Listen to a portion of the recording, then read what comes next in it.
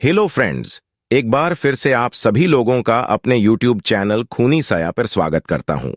कहानी की शुरुआत करने से पहले अगर आपने अभी तक इस चैनल को सब्सक्राइब करके बेल आइकॉन ऑल पर प्रेस जरूर कर देना ताकि हमारी आने वाली ऐसी ही वीडियोस की नोटिफिकेशन आपको सबसे पहले मिल सके। तो आइए बिना किसी देरी के हम अपनी कहानी की शुरुआत करते हैं। कहानी एक छोटे से गांव की है जहां पर एक पुरानी फैक्ट्री स्थित है। यह फैक्ट्री अब बंद हो चुकी है, लेकिन यहां के लोग इसे भूतिया फैक्ट्री कहते हैं।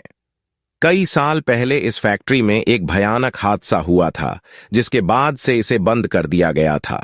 लेकिन आज भी रात के समय वहां से अजीबोगरीब आवाजें आती हैं, जिसे सुनकर लोग डर से कांप जाते हैं। रवि और उसका दोस्त मोहित इस गांव में ही पले बड़े थे। बचपन से ही उन्होंने इस फैक्ट्री की कहानियां सुनी थीं। दोनों हमेशा से जानना चाहते थे कि आखिर इस फैक्ट्री में ऐसा क्या है जो इसे इतना डरावना बनाता है। एक दिन दोनों ने फैसला किया कि वे इस फैक्ट्री की सच्चाई का पता लगाएंगे। रात का समय था, चारों ओर सन्नाटा पसरा हुआ था। रवि और मोहित ने अपने साथ टॉर्च और कुछ धार्मिक प्रतीक चिन्ह रखे और फैक्ट्री की ओर निकल पड़े। गांव के लोग उन्हें रोकने की कोशिश करते रहे, लेकिन उन्होंने किसी की बात नहीं सुनी। फैक्ट्री के गेट पर पहुंचकर उन्होंने देखा कि गेट पर एक बड़ा ताला लगा हुआ है, लेकिन किसी तरह उन्होंने ताले को तोड़कर अंदर जाने का रास्ता बना लिया। अंदर का माहौल बहुत ही डरावना था। चारों ओर अंधेरा था और दीवारों पर धूल जमी हुई थी। फैक्ट्री के अंदर का सामान बिखरा हुआ था, मानो वहां कोई बड़ा हादसा हुआ हो। रवि और मोहित ने फैक्ट्री के अंदर चलना शुरू किया। हर कदम पर उन्हें ऐसा लग रहा था कि कोई उन्हें देख रहा है। अचानक उन्होंने एक मशीन से अजीब सी आवाज सुनी। जब वे वहां पहुंचे तो देखा कि मशीन खुद ब खुद चल रही है, जबकि वहां कोई नहीं था। फैक्ट्री के अंदर चलते हुए उन्होंने एक कमरे से कुछ लोगों की बातें सुनी। जब उन्होंने कमरे में झांका तो देखा कि वहां कोई नहीं था। वे दोनों डर गए, लेकिन फिर भी साहस जुटाकर आगे बढ़ते रहे। उन्हें लगा कि यह सब उनका भ्रम हो सकता है, लेकिन वे जल्द ही समझ गए कि यहां कुछ गड़बड़ है। फैक्ट्री के एक पुराने रजिस्टर में उन्हें उस हादसे की जानकारी मिली जिसके बाद फैक्ट्री बंद कर दी गई थी। रजिस्टर में लिखा था कि एक रात फैक्ट्री में आग लग गई थी, जिसमें कई मजदूर जलकर मर गए थे। उस दिन के बाद से यहां अजीब घटनाएं होने लगीं और अंत में फैक्ट्री को बंद करना पड़ा।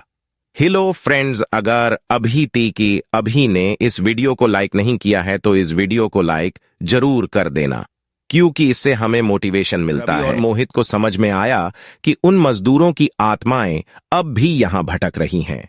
वे उन आत्माओं को मुक्ति दिलाने का निर्णय करते हैं। बाबा से मिले धार्मिक प्रतीक चिन्हों की मदद से उन्होंने आत्माओं से संपर्क करने की कोशिश की। आधी रात को जब वे फैक्ट्री के सबसे गहरे हिस्से में पहुंचे तो अचानक चारों ओर से तेज हवा चलने लगी। उनकी टॉर्च की रोशनी भी कमजोर पड़ने लगी। तभी उन्होंने देखा कि उनके सामने कई आत्माएं खड़ी हैं, जो उन पर गुस्से से घूर रही थीं। रवि और मोहित ने उन आत्माओं से बात करने की कोशिश की। उन्होंने बताया कि वे उन्हें मुक्ति दिलाने आए हैं। आत्माओं ने उन्हें बताया कि वे तभी मुक्त होंगी जब फैक्ट्री के असली दोषियों को सजा मिलेगी।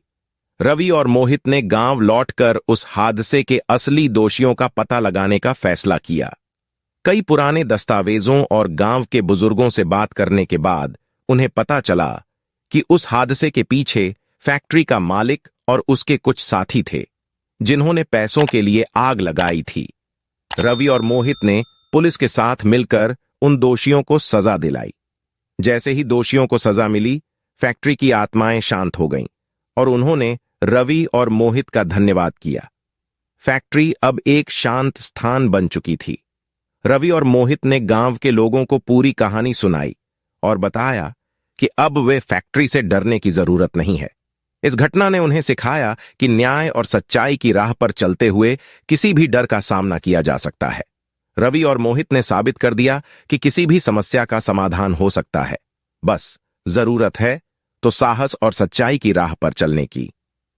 भूतिया फैक्ट्री की कहानी अब गांव की एक पुरानी याद बन चुकी थी, लेकिन यह याद हमेशा सबको सिखाती रहेगी कि डर का सामना करने से ही मुक्ति मिलती है।